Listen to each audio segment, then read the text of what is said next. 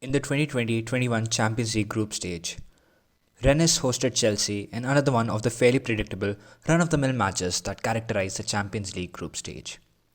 Chelsea, being the heavy favourites, cruised to an easy win. But looking at the match, beyond the predictable outcome, one starts to notice something that is a rarity of the highest degree in European football. Both the teams fielded a black goalkeeper, in Edouard Mendy for Chelsea and Alfred Gomes for Rennes.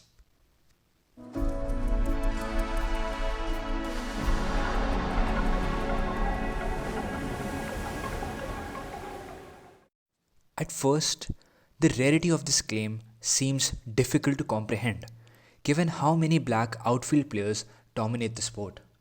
From Kylian Mbappe to Sadio Mane, black outfield players are at the very pinnacle of football. But the same cannot be said for their goalkeeping counterparts. In the 2019-20 season, the first divisions of football in Spain, England, Germany, and Italy, the leagues considered to be the very best and most competitive in the world, fielded zero black goalkeepers in all of their games. Using this shocking revelation as a ballpark, one begins to notice instances of intrinsically racial stereotypes present everywhere in modern sport, football, and beyond. The most high profile example of this can be found in motorsport. Lewis Hamilton is the only black driver to ever compete in Formula One history, breaking multiple stereotypes and facing countless challenges to do so throughout his life. But see, it doesn't end because then we start talking about the racially prejudiced and stereotyping past of the NFL, whereby for the longest time, black players couldn't play at the quarterback position. There has only ever been one black quarterback Hall of Famer in the history of the NFL, and that is Warren Moon. And in the words of Warren, the reason that this stereotype existed then was because people thought that the quarterback position required too much thinking or too much critical decision making for a black man to handle. Another blatant example of a sport that is riddled with racial stereotypes is golf. It took until 1975 for Lee Elder to become the first ever golfer to compete in the Masters, and he wasn't even honored for this achievement until 45 years later in 2020. And the athletes aren't the only ones being stereotyped mercilessly. The miserly presence of non-white coaches and administrators re-emphasizes the racial divide observed in the sporting world. So, why is representation in sports so disastrous? The reasons can be broken down into three main brackets: prejudice, socioeconomic pitfalls, and the wages. Talking about prejudice. Long-standing racial norms and stereotypes have solidified themselves subliminally in sports, affecting not only the black athletes but also people of color, including Asians and Latinos. Xenophobic ideals, such as the stereotyping of Asians as academics to the lack of intelligence in black people, have been tackled somewhat effectively in society, but the same can't be said about the sporting spectrum.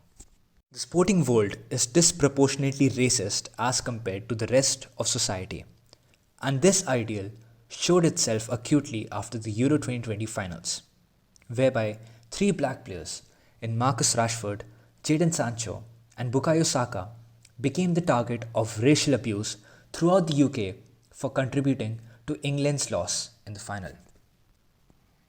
Though black players are termed capable, the limelight shone on them is full of visceral hatred and a keen eye to pick holes in their game. Their dominant representation in sports like the NBA is balanced out by their absence in other professional sports like tennis, golf, hockey, and more. And then come the socioeconomic pitfalls. The lack of diversity can be traced back to a financial gulf between white and non-white families. Essentially, you need to pay to play. No sport characterizes this idea better than motorsport, and more specifically, Formula One. A career in Formula One requires a very important prerequisite of generational wealth.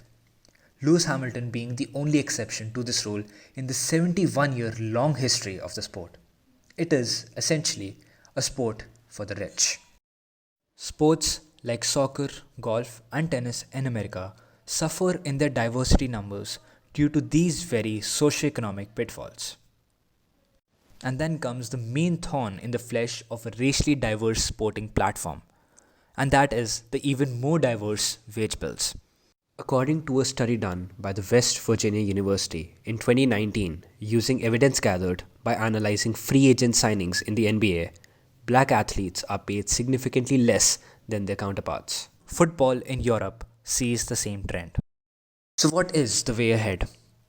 Many of the racial problems seen in popular sport can be solved by proper and adequate representation of these underserved communities in higher rankings of the sport, in positions such as management.